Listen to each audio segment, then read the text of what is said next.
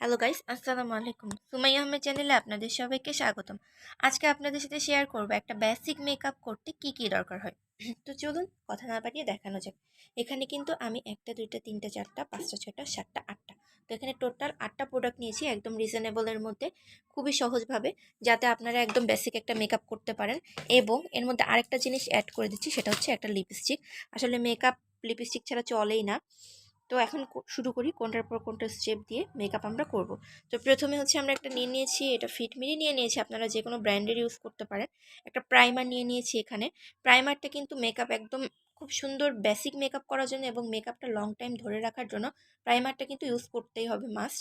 তো প্রাইমারের পরে নিয়ে নিয়েছি একটা ফাউন্ডেশন। ফাউন্ডেশনটা তো লাগবে, ফাউন্ডেশন ছাড়া মেকআপ হবেই না, কারণ ফেসের লুকটাকে, মেকআপের লুকটাকে চেঞ্জ করে দেয় ফাউন্ডেশন। এটা কিন্তু মেকআপের ক্ষেত্রে একটা অন্যরকম ভূমিকা পালন করে, এটা আপনারা সবাই জানেন। আর তারপর নিয়ে নিয়েছি একটা কনসিলারটা নিয়েছি এলেগাল প্রোর। তো আপনারা যে কোনো আপনাদের চয়েস মতো কনসিলার ইউজ করতে পারেন। আমি জাস্ট একটা বেসিক মেকআপ কীভাবে করতে হয় এবং বেসিক মেকআপের জন্য কী কী দরকার সেটা দেখাই দিচ্ছি। এটা হচ্ছে আপনার চোখের নিচে কালো দাগ, ডার্ক সার্কেল, বা হচ্ছে নাকের আশেপাশে অনেকের কালো দাগ থাকে, যেই কোনো কালো দাগ দূর করার জন্য না, দাগগুলো ঢাকার জন্য কিন্তু কনসিলারটা আমরা ব্যবহার করছি এখানে। আর এখানে নিয়ে নিয়েছি একটা হচ্ছে ফেস পাউডার। এখানে ফেস পাউডারটা নিয়ে নিয়েছি 2 শেডের, এখানে ডে এবং নাইট দুটা শেডেরই আছে। তো এই যে একটু খুলে আমি দেখাই দিই, তাহলে আপনারা বুঝতে পারবেন যে হচ্ছে কোন শেডের কোনটা। এখানে কিন্তু এটাই যে ডের আর এটা নাইটের।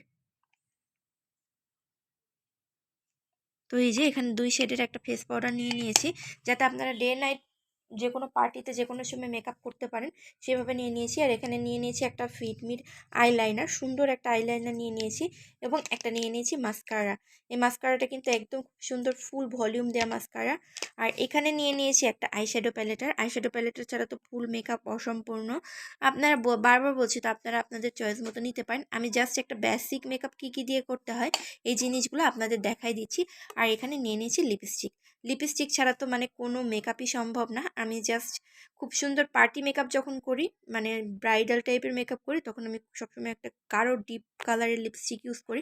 আর যখন হালকা পার্টি টাইপের সাজ করি, তখন আমি নুড কালারের লিপস্টিক ইউজ করি। আর সব কিছু, এই যে টোটাল মোটামুটি একটা মেকআপ করার জন্য যা যা দরকার মোটামুটি সব কিছুই দেখানো হয়েছে।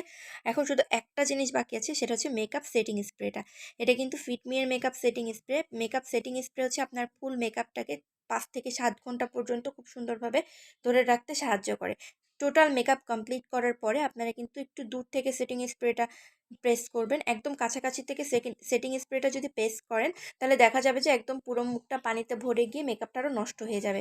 তো সেটিং স্প্রের কাজটা হচ্ছে, ওই যে বললাম, আপনার ফেসটাকে খুব সুন্দর, মেকআপটাকে খুব সুন্দরভাবে ধরে রাখবে। এই হচ্ছে আপনার টোটাল মেকআপ কম্বের কাজ। এই অল্প কিছু প্রোডাক্ট দিয়ে কিন্তু আপনি ফুল মেকআপ কমপ্লিট করতে পারবেন। জাস্ট কোনটা কি কাজে লাগে এবং কোনটা কিভাবে ব্যবহার করবেন আমি সেই জিনিসগুলো বলে দিলাম।